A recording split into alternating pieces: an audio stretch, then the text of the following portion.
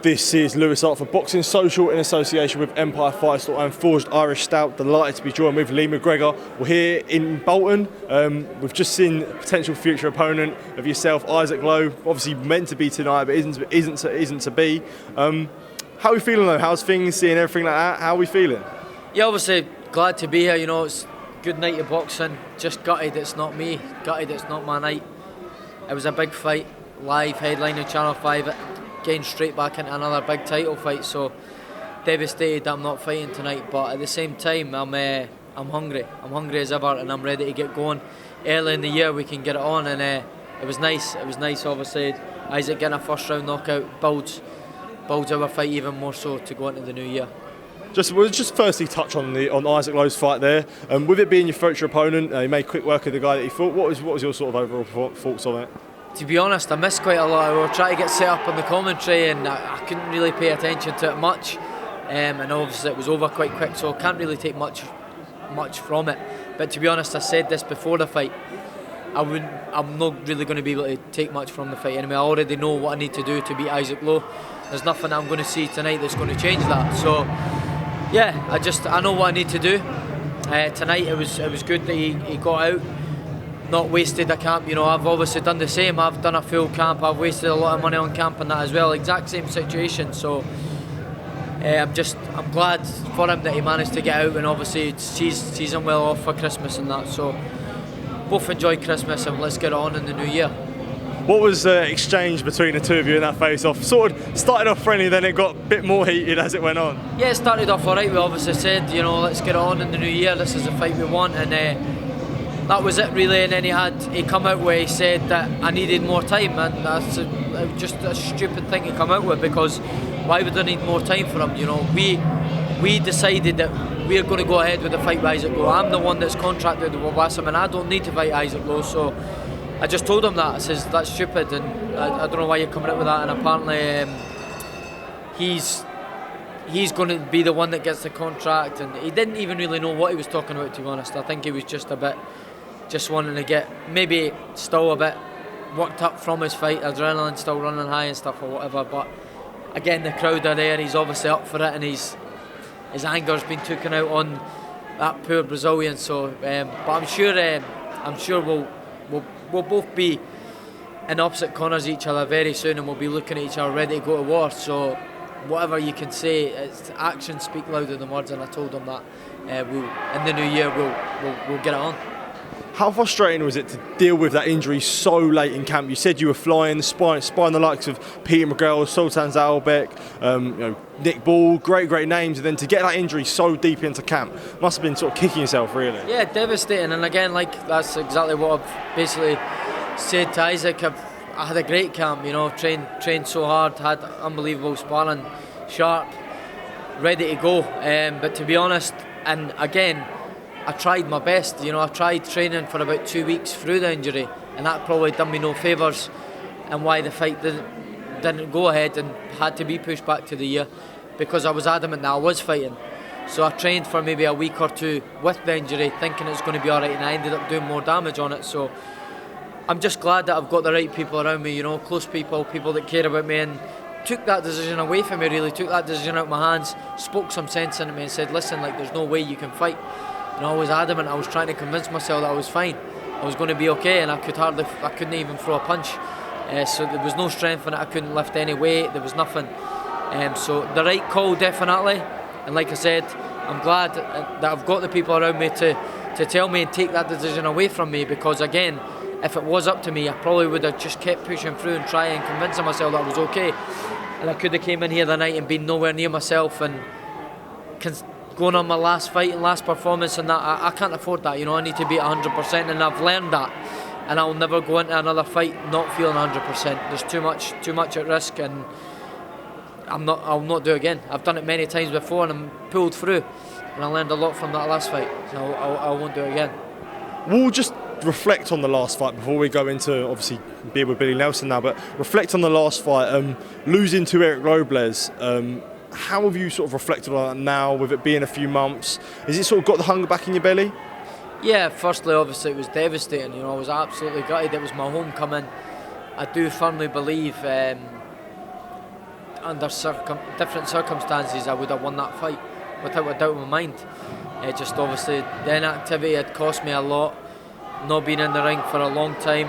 Hadn't made that weight for a long time. I know it was up at super bantamweight, but it'd been a long time since I'd even made that weight. So there was so many things that I took away from that fight, good and bad. You know, there was times that I showed in that fight that I could win it by boxing and being smart and not getting involved in a fight, but it's just a fight in me. I was biting down and fighting the wrong fight at times, fighting his fight. But yeah, it's given me the hunger, and again, it's another fight that I will not shy away from again. You know, if that rematch is presented to me again, which is quite a possibility, I'll take that with both hands, and I'd be very confident in doing that. There's no doubt in my mind that I can beat Erik Robles, not a doubt.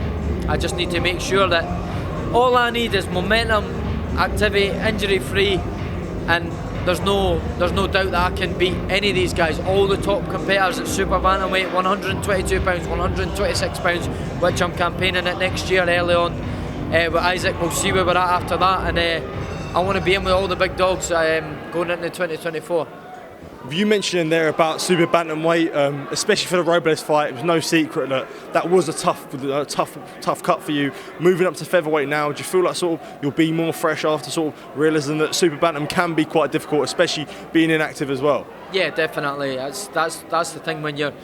It's all well and good being in the gym all the time, and I'm always in the gym. I'm always training, but if you're not active and in the ring fighting every couple of months, or obviously the higher up in levels you go, you do need a bit more of a break because a lot goes into your training camps. But I think me going to featherweight, we'll know a lot more after this fight with Isaac. You know, see how I feel, see how we do the weight, and then make a decision after that. But again, I'm a determined guy, and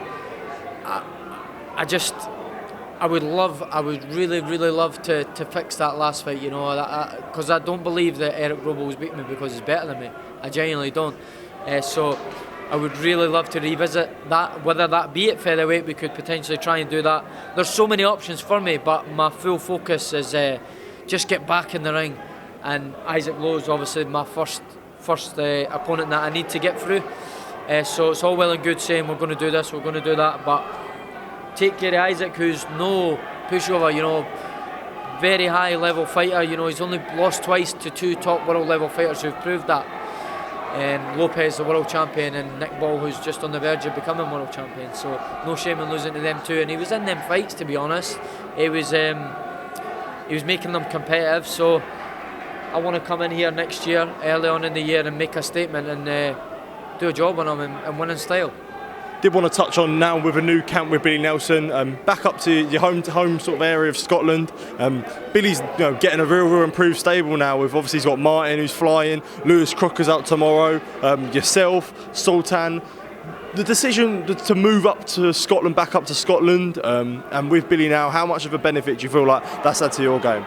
Yeah, it's brilliant. It's great being back home, training back home. You know, it's like I've been away, like I said in previous interviews. I've said for a long time now that I kind of I get it from when I was a young age going away. I turned professional in 2017. I was 20-year-old, and I was straight away to London, straight in the training camp down there. Even before I turned professional in 2017, I was on GB, so I was in Sheffield. You're talking 2016. I've got a 5-year-old daughter as well, so I've been away from home that whole time and spent so much time away from her. And now at the age of obviously 26, experienced a lot. I feel like the place for me to be is at home. You know, nothing against Ben or anyone down in London. You know, I think it's a great camp. You know, I think it's the best facilities, one of the best coaches in the UK, in my opinion. I'll stand by that.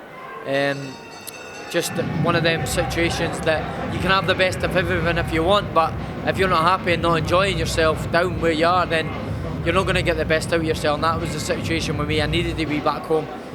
Just the simple things, waking up in the morning, taking my daughter to school, then going away to the gym. I'm just enjoying that more. I've got that spring in my step doing that.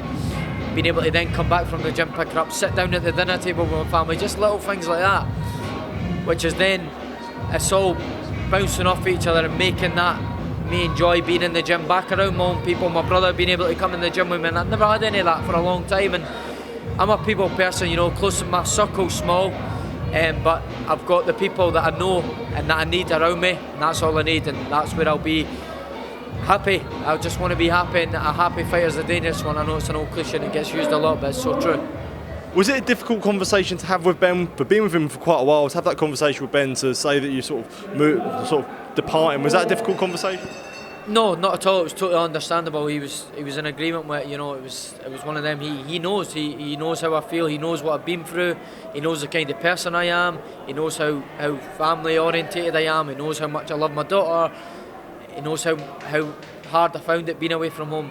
It was totally like there was no hard feelings. It was just a conversation we had, and it was an unfortunate one, you know, because we had some great times, great success, but being back here winning the European title and arguably best performance in my career. So no, it wasn't hard at all. I've still got so much time for him, and I still speak to Ben and that as well. So we've always said that we'll still keep in touch, and I'll always be welcome down there to spar the likes of obviously Lee Wood, Shabazz Masood, who I've grown a great friendship with, which I'm not going to lose. So I'll still be looking to work with the guys as well and get some good sparring in, because as we know, that high class work is what keeps you switched on, and it gets used a lot as well. But it's iron sharpens iron, doesn't it?